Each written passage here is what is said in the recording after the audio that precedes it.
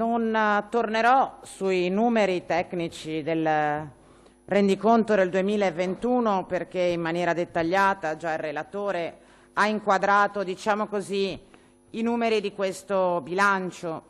Cercherò invece di fare alcune considerazioni più generali, partendo dal presupposto che il rendiconto dell'esercizio concluso il 31 dicembre 2021 ha sostanzialmente due funzioni.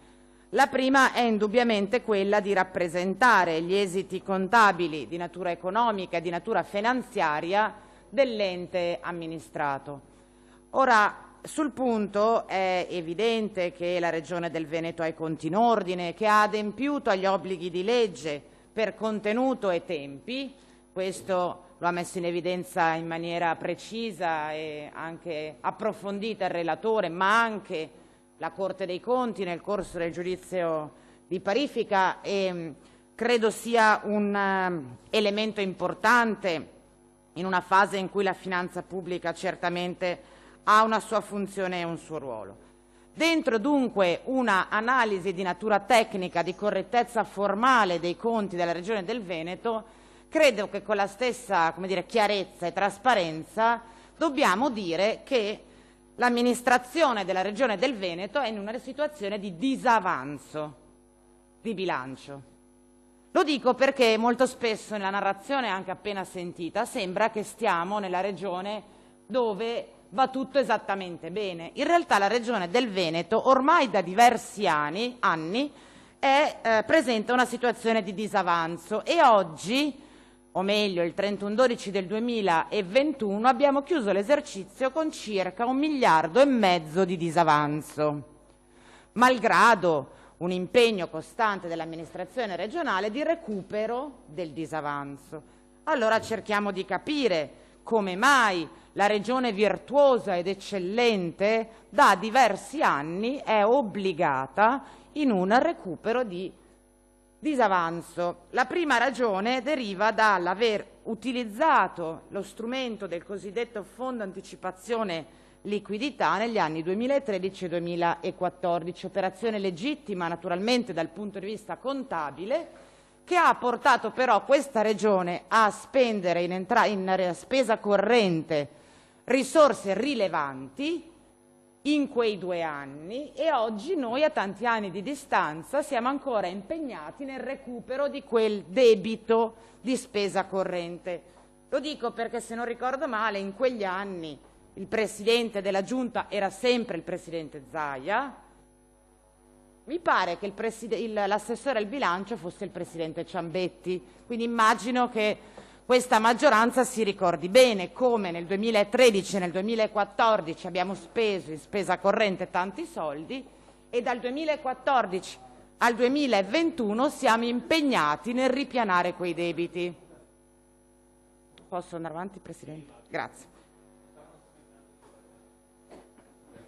Immagino che quando raccontiamo sempre di come siamo bravi a far tornare i conti, poi invece raccontiamo come abbiamo fatto i debiti negli anni precedenti, la cosa generi un po' di...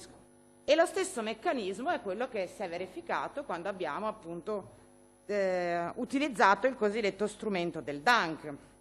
Anche quelle operazioni legittime, anche quelle operazioni di debito, anche quelle realizzate in una fase in cui ad amministrare la Regione del Veneto c'era presidente un certo Giancarlo Galan e vicepresidente un certo Luca Zaia, proseguito poi nella gestione come modalità, anche quando Galan non c'è stato più, quando presidente era lo stesso Luca Zaia. Quindi dico, siamo bravissimi, oggi la Corte dei Conti ci dice che infatti il nostro bilancio è positivo nel senso che dimostra una capacità di recupero del debito pregresso, ma siamo una regione in deficit, in disavanzo, e dal 2015, calcoliamo dunque anche negli anni complicati dopo la crisi del 2008, la Regione Veneto ha sempre dovuto costruire dei bilanci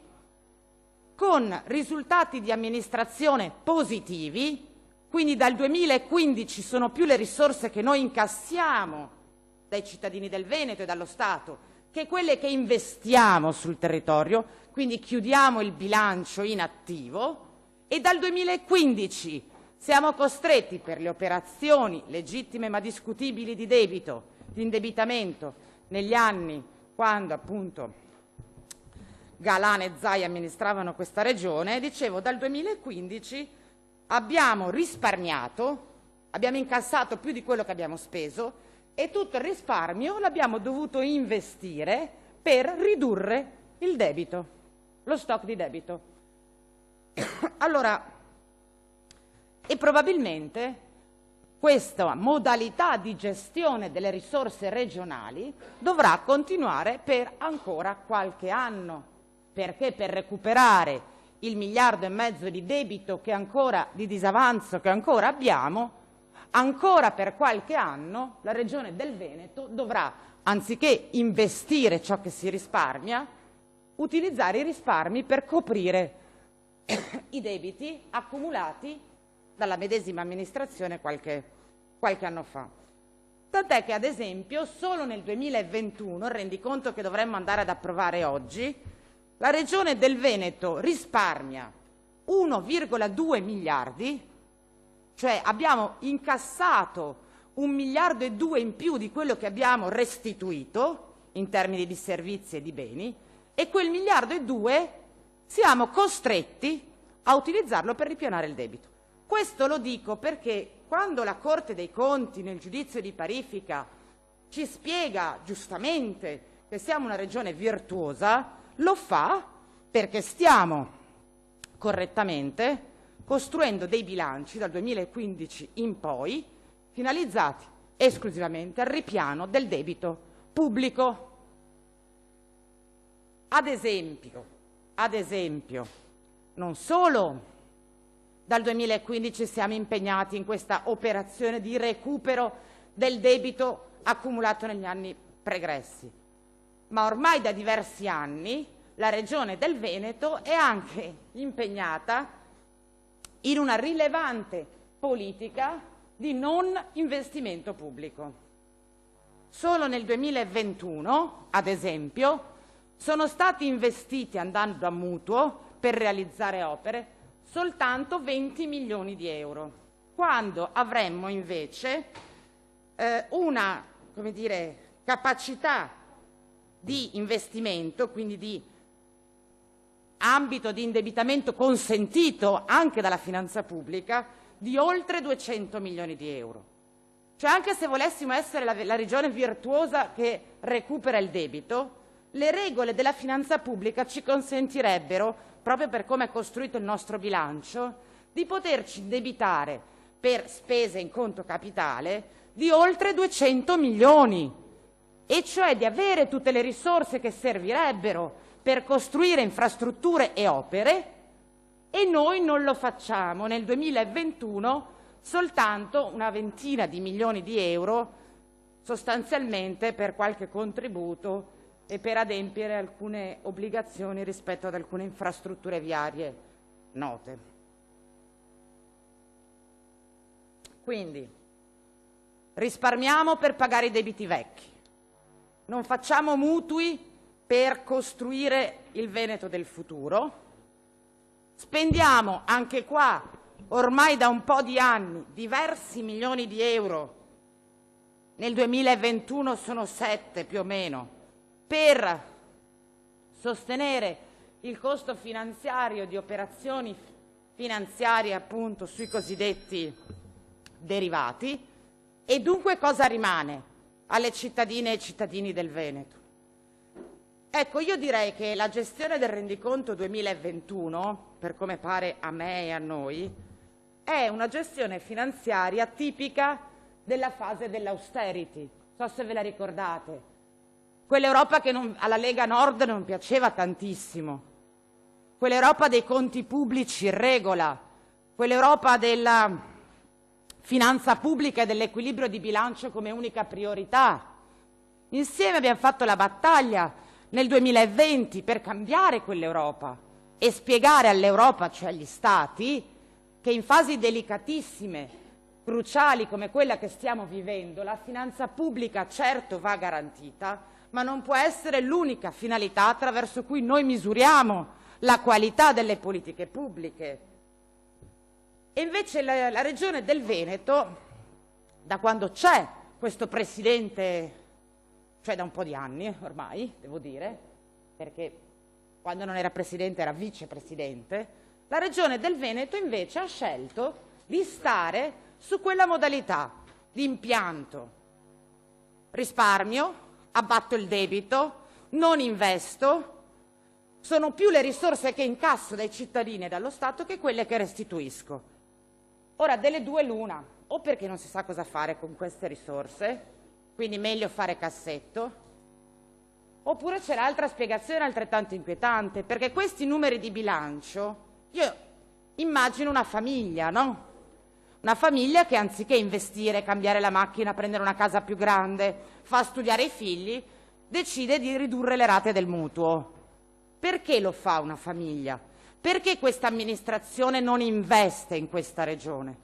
Perché questi equilibri di bilancio stanno dentro una scatola sopra la quale ci sono due spade di Damocle che rischiano, che potrebbero determinare nei prossimi anni degli impatti talmente negativi sui bilanci della regione che noi dobbiamo risparmiare, metterci in sicurezza oggi per evitare che nel futuro possano esserci scossoni rilevanti.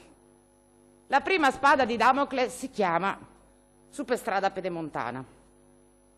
Tutti ci auguriamo e auspichiamo che quel redde razionem non arrivi mai, ma sappiamo benissimo che se dovessero verificarsi le peggiori condizioni prevedibili, l'impatto sul bilancio della regione sarebbe rilevante. A questa spada di Damocle ora,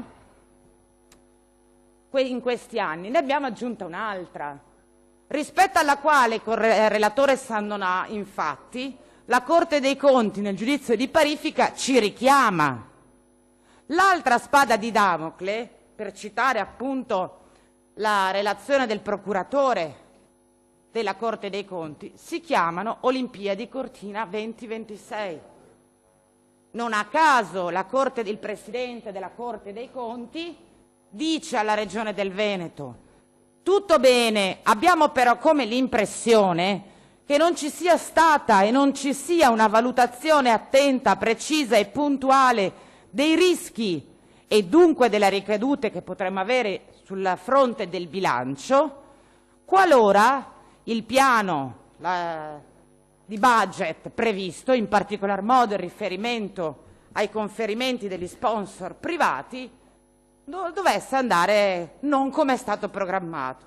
Tant'è che già noi oggi abbiamo a bilancio oltre 100 milioni di garanzie che dovremo pagare qualora non tutti gli sponsor confermino il loro supporto all'evento Cortina 2020.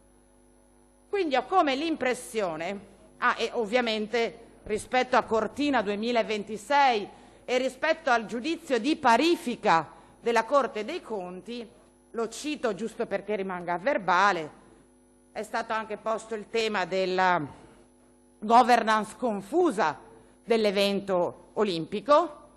Il procuratore ci richiama a fare ordine perché abbiamo costituito, sia a livello nazionale che regionale, tanti soggetti e non si capisce chi fa cosa.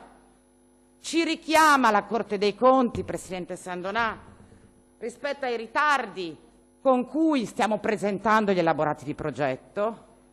Ci richiama la Corte dei Conti rispetto al fatto che non esista un cronoprogramma delle opere da realizzare e ci richiama la Corte dei Conti al fatto che le due opere viabilistiche più importanti su cui abbiamo scommesso in riferimento all'evento olimpico, variante di Longarone e variante di Cortina, sicuramente, lo ha detto anche il Presidente Zaia, non saranno pronte e finite per le Olimpiadi del 26. Io non sto dicendo delle responsabilità. Guardi, è molto facile, consigliere Soranzo, come si dice, fare il drago coi schede st'altri. Se io governo mi assumo la responsabilità di ciò che faccio. Dopodiché spiegheremo ai cittadini veneti che le più grandi infrastrutture viarie delle Olimpiadi che faremo in Veneto non sono pronte per colpa di qualcun altro, ma ci mancherebbe, sono sicura che riuscirete anche in questa operazione. Questo, dicevo, era solo queste questioni che ho provato a elencare, quindi la situazione debitoria di deficit strutturale, la situazione di poco ricorso all'indebitamento per investimenti, la vicenda dei derivati e la vicenda dei rischi potenziali che potrebbero, tutti auspichiamo di no, incidere sul bilancio della Regione per quanto riguarda la funzione del rendiconto, che è quella appunto che riguarda strettamente la rappresentazione degli esiti contabili. Cosa vediamo leggendo i numeri del bilancio? Però, diciamo, la funzione del rendiconto è anche un'altra, è anche quella di rappresentare o di provare a rappresentare se attraverso quei numeri il territorio amministrato ha fatto dei progressi, sta facendo dei progressi. Una volta che capisco quanti sono i soldi che metto in quel territorio, li quantifico, i numeri del bilancio, attraverso il rendiconto posso anche farmi un'idea del se e come quelle risorse investite hanno prodotto o meno un progresso nel territorio. Allora partiamo dal numero più facile. La spesa pro capite in questa regione, una delle più basse d'Italia, per le ragioni di cui vi dicevo prima, si spende poco, è di 2.731 euro ad abitante. Di questi 2.731 euro, oltre 2.180 sono per servizi sanitari, ovviamente. Tanto che, Presidente Sandonà, nel giudizio di parifica della Corte dei Conti, il Presidente della Corte ci dice, il procuratore ci dice: cara Regione del Veneto, benissimo i conti in ordine. Attenzione però, che siete una delle regioni con la spesa pro capite più bassa d'Italia e soprattutto, attenzione cara Regione del Veneto, perché c'è una sproporzione eccessiva tra la spesa sanitaria e la spesa per altri servizi erogati ai cittadini. È ovvio che avvenga questo negli anni della pandemia. Cioè spendo tutto quello che devo spendere per i servizi sanitari, ma siccome non investo da nessun'altra parte, spendo troppo poco in altri servizi di cui i cittadini veneti avrebbero bisogno. E allora dicevo, proviamo a capire se e come dal 2015, e cioè dalla fase in cui abbiamo cominciato a recuperare i debiti pregressi, oltre a un miglioramento dello stato dei conti pubblici, c'è anche stato un miglioramento dello stato della condizione di vita di questa regione.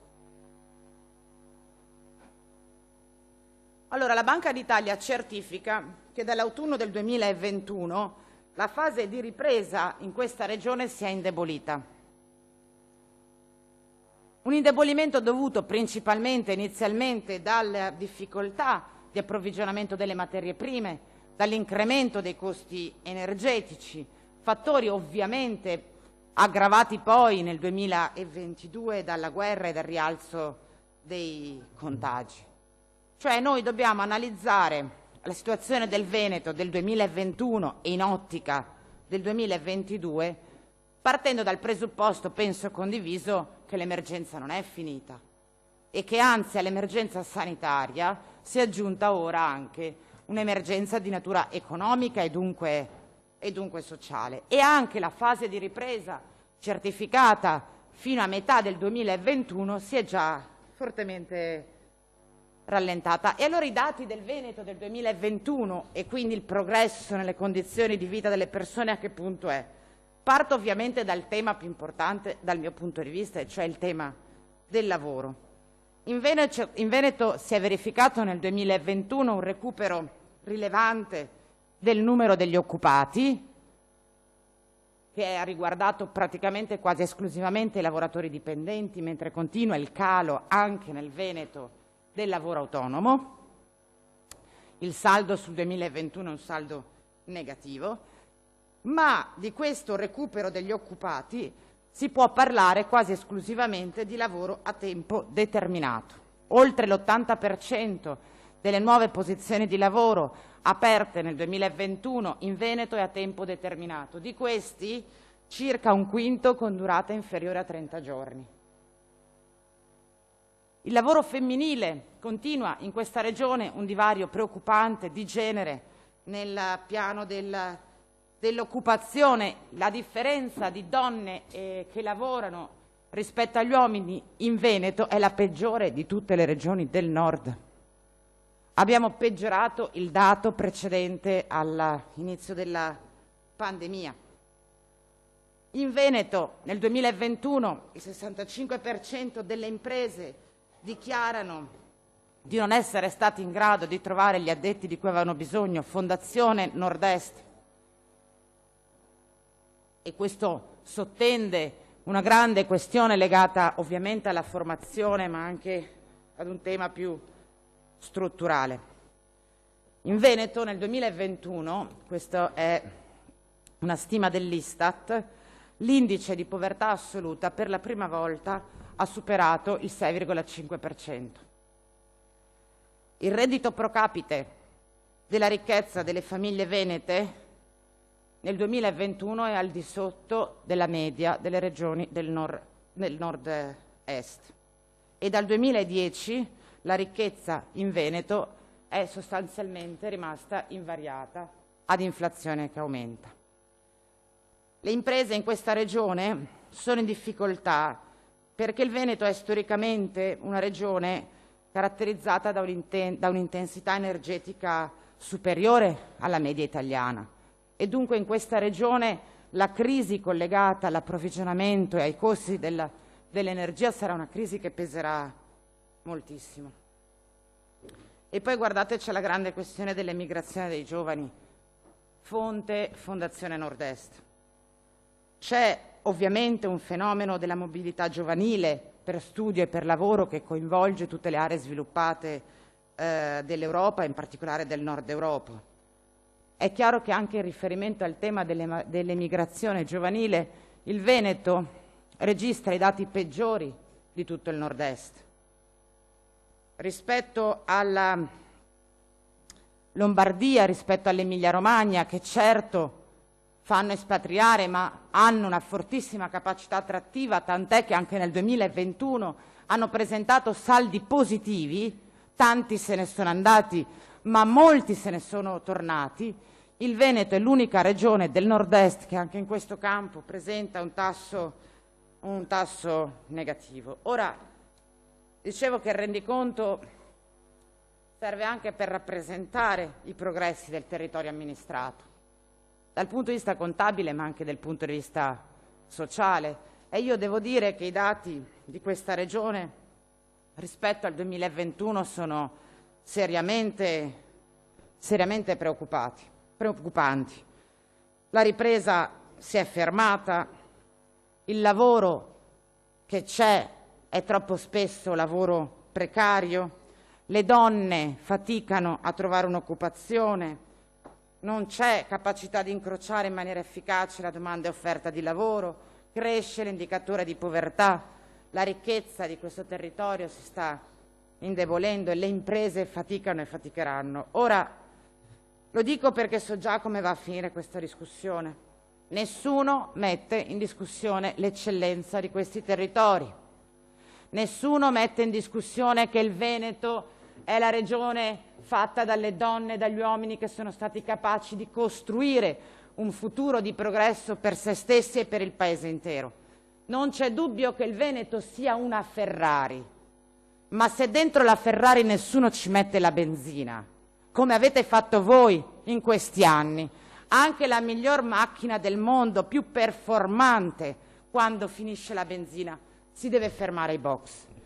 E forse è ancora maggiore la responsabilità di chi non mette la benzina nella Ferrari rispetto a chi ha una 500. perché guidare una Ferrari sono capaci tutti. È guidare una Ferrari senza benzina la sfida che avevamo e avremo davanti nei prossimi anni. Perché le questioni strutturali di cui ho cercato di raccontarvi, dandovi cifre non mie, Fondazione Nord-Est, Istat, Banca d'Italia, raccontano esattamente questo tema che abbiamo davanti. Questioni cruciali rispetto alle quali non si potrà continuare a fare quello che avete fatto dal 2015 in poi, confidare che la Ferrari Veneto andasse avanti da sola, che è quello che è accaduto dal 2015 ad oggi, con la benzina a pochi soldi. Certo, ci sono un paio di questioni, poi chiudo, che ci danno una mano. La prima è il PNRR, cioè dentro una regione che non ha capacità di programmazione e di investimento, che non ha investito, Assessore Calzavara, perché se io investo nell'anno più cruciale del mondo, il 2021, tra una pandemia e una guerra, 20 milioni di euro in spesa in conto capitale, su quale non ci credete neanche voi sulla prospettiva centrale. Però arrivano i soldi dell'Europa, quella che ha smesso di fare quello che state facendo voi dal 2015 e mette a disposizione risorse. E però, guardate, bene, fa sempre piacere che quando il Veneto è in difficoltà chiede aiuto a Roma, all'Europa e un po' di soldi ci arrivano. Ma anche qua ho come l'impressione che se non siamo messi nelle condizioni di costruire un piano complessivo di rilancio, neanche le risorse del PNRR potranno essere sufficienti a fare il pieno a quella Ferrari. Perché dei 16 programmi, delle 16 schedine che ci avete presentato a marzo, al netto delle questioni collegate all'ambito sanitario, case di comunità, eccetera, che vanno di vita propria, ma di quelle 16 schedine, quante risorse arriveranno a questa regione? Il polo dell'idrogeno, Assessore Calzavara, che dovevate fare a Marghera, scheda numero 16. Arrivano quelle risorse? Lo avete convinto il governo e l'Europa che quella era una scheda seria? La scheda della Concia, quando vuole Soranzo potrà parlare, quando poi sarà relatore anche di un provvedimento, anche tutto il tempo che vorrà. Però mi pare che ci sia sempre Sandona. Il progetto sulla Concia, importante, che ci aveva anche convinto. Ha convinto il governo e l'Europa? Arriveranno quelle risorse?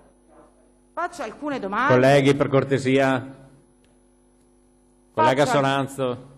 Faccio alcune domande perché se noi abbiamo in mente una progettualità che poi però non siamo in grado di mettere a terra, ho come l'impressione che anche il treno del PNRR rischia di essere un treno che ci vediamo sfrecciare davanti e andare a tutta velocità in un'altra direzione che si chiama Emilia, Toscana, Lombardia, Friuli, tanto per stare con le regioni rispetto alle quali abbiamo provato a fare una sorta di comparazione. Poi certo, una parte rilevante delle risorse del PNRR, anziché essere gestita da questa regione, è gestita dagli amministratori locali, dai presidenti di provincia, e meno male, perché se dovessimo solo affidarci alle risorse che la Regione del Veneto intercetta direttamente, ho come l'impressione che appunto anche quello sarebbe un treno complicato. Chiudo con l'ultima questione perché è ovvio che l'analisi del rendiconto 2021 non può prescindere dall'elemento più importante del bilancio regionale, che è l'elemento che racchiude oltre l'80% delle entrate e delle uscite economiche di questa regione, cioè il perimetro sanitario. Il rendiconto 2021 della Regione del Veneto infatti ci conferma che lo Stato eroga per il servizio sanitario regionale circa 10 miliardi e 9, Assessore Lanzarin, 10 miliardi e 9. A questi 10 miliardi e 9 che mette lo Stato, effettivamente la Regione del Veneto aggiunge 7 milioni di euro e dunque arriviamo 10 miliardi, 7 milioni, arriviamo ai 10 miliardi e 9 che è l'80% del bilancio regionale finanziato interamente dunque da risorse nazionali da risorse nazionali per la sanità. Ora, difficile entrare nel merito della spesa sanitaria perché sapete benissimo, colleghi, nel bilancio regionale c'è un'entrata dallo Stato alla Regione e un'uscita dalla Regione ad azienda zero. Come azienda zero eroghi quei servizi è complicato vederlo guardando il bilancio della Regione. Bisognerebbe andare a vedere il bilancio di azienda zero. Per questo abbiamo chiesto un'audizione congiunta della prima e della quinta commissione per andare a vedere precisamente anche quel pezzo di bilancio, però perché rimanga anche qua agli atti, visto che abbiamo sentito dire più volte che la Regione del Veneto è stata bravissima a essere la prima regione d'Italia ad aver parificato, magari diciamo anche tutto quello che il procuratore della Corte dei Conti ha scritto dentro quel giudizio di parifica, perché ha detto sì che abbiamo i conti in ordine, ha detto sì che dobbiamo continuare nella politica di risanamento dei conti di una regione in disavanzo, ma ha anche detto che nell'ambito sanitario ci sono 2 o 3 questioni su cui vale la pena fare un approfondimento. La prima riguarda le liste d'attesa, cioè dice com'è possibile, e sempre dal punto di vista di bilancio, non tecnico ovviamente, perché la Corte dei Conti si esprime soltanto in base ai numeri. Com'è possibile che nel 2020 abbiamo messo 20 milioni di euro per la riduzione delle liste d'attesa e non li abbiamo spesi e non abbiamo ridotto le liste d'attesa, e nel 2021 rimettiamo altri 20 milioni di euro senza cambiare le ricette, quindi con il rischio che anche quelli non li potremo spendere. È chiaro che la giustificazione è meglio averli in casa a bilancio in attesa che lo Stato li svincoli magari per poter usare per qualche altra funzione, come ci è stato spiegato dall'assessore in commissione, non è sufficiente a chiederci o meglio a rispondere alla domanda come facciamo per ridurre le liste d'attesa, che continua ad essere una delle questioni cruciali della sanità della nostra regione. Il procuratore della Corte dei Conti ci dice anche: cara Regione del Veneto, certo avete speso tutti i soldi, perché l'anno scorso ci aveva detto che di tutti i soldi che lo Stato ci aveva assegnato per l'emergenza Covid ne avevamo spesi solo 1/3.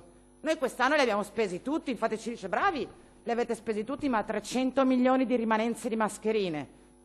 Dice il procuratore, dice la Corte dei Conti, non io, ci mancherebbe.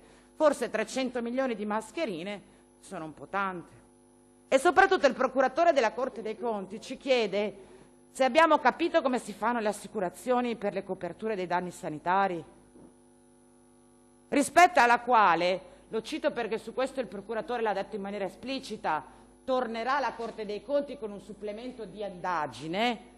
Bravo il Veneto, i primi a parificare, però aspetta che su questo, come su altre questioni, penso per esempio al tema degli stipendi dei dirigenti sanitari, dice: ma se io faccio un'assicurazione per coprire le ASL dal rischio sanitario, cioè dal fatto che un paziente faccia causa all'ASL, ma metto una franchigia da 750.000 euro che costringe di fatto le ASL, cioè la Regione, a spendere di più per coprire i danni che rispetto a quello che ho di coperto dalla polizza, perché se la Regione del Veneto attraverso le aziende sanitarie nel 2021 spende 400 milioni per risarcimento danni e l'assicurazione a cui io pago i 14 milioni di premio ne spende 1/10, c'è qualcosa che non funziona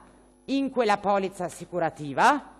Può capitare. Il problema è che nel 2022 quella polizza assicurativa è stata rifatta nella esatta identica maniera.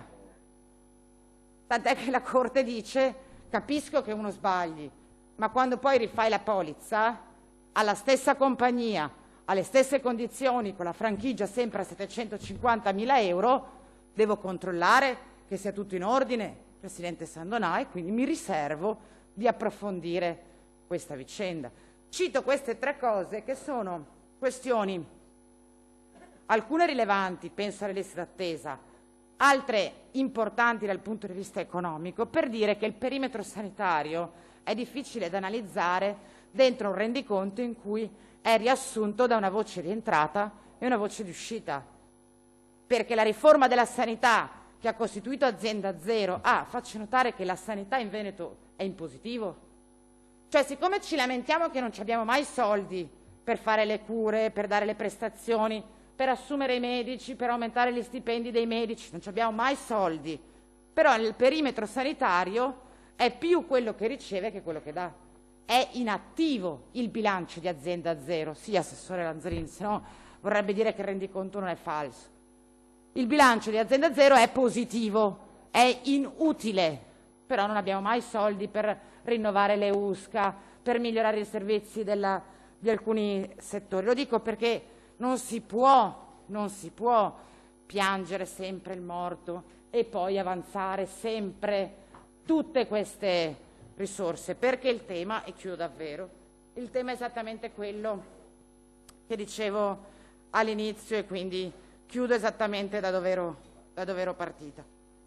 Il rendiconto è uno strumento di bilancio che serve certamente per essere certi che l'ente abbia i conti in ordine, che gli obblighi di legge siano rispettati, che ci sia coerenza tra la programmazione in tutte le diverse fasi previste, che ci sia coerenza tra gli impegni inseriti nel DEF e le risultanze di bilancio. Certo, il rendiconto serve a questo, ma il rendiconto, proprio perché avviene a posteriori, dentro un consiglio regionale, dovrebbe avere il significato di valutare se le politiche pubbliche finanziate con quei soldi sono all'altezza delle sfide che abbiamo davanti e se siamo stati in grado in questi anni di farlo il pieno a quella Ferrari. Perché proprio le macchine così prestanti, performanti, se rimangono troppo tempo ferme, si ingrippano nel motore e noi rischiamo di fare quella fine lì. Allora, o diamo un giro, cioè noi ci mettiamo nell'ordine di idee che dall'anno prossimo, che ormai è già qua, ma lo vedremo già tra una settimana con l'assestamento, che anticipo, quel giro non ci sarà e non c'è stato, o noi ci mettiamo nell'ordine di idee che la Ferrari ha bisogno di benzina e che la fase in cui va da sola è finita, perché tutte le altre regioni con cui noi dobbiamo competere lo stanno già facendo da tempo. Ma perché l'Emilia-Romagna è più attrattiva dei giovani di noi? Sono più bravi? Non credo. Siamo meno eccellenti? Non credo. Hanno solo messo la benzina in quel motore un po' di anni fa, mentre noi eravamo impegnati a ripristinare, ripagare i debiti che voi avevate fatto negli anni precedenti.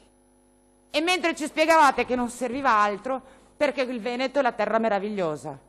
Mentre voi eravate impegnati nel raccontare ai veneti quanto sono bravi i veneti, vi siete dimenticati di mettere la benzina in questa Ferrari qua. E il rischio è che nei prossimi anni, con la crisi pandemica alle spalle e la crisi energetica ed economica davanti, ripeto, la Ferrari si inceppi e farla ripartire sia ancora più difficile. Grazie.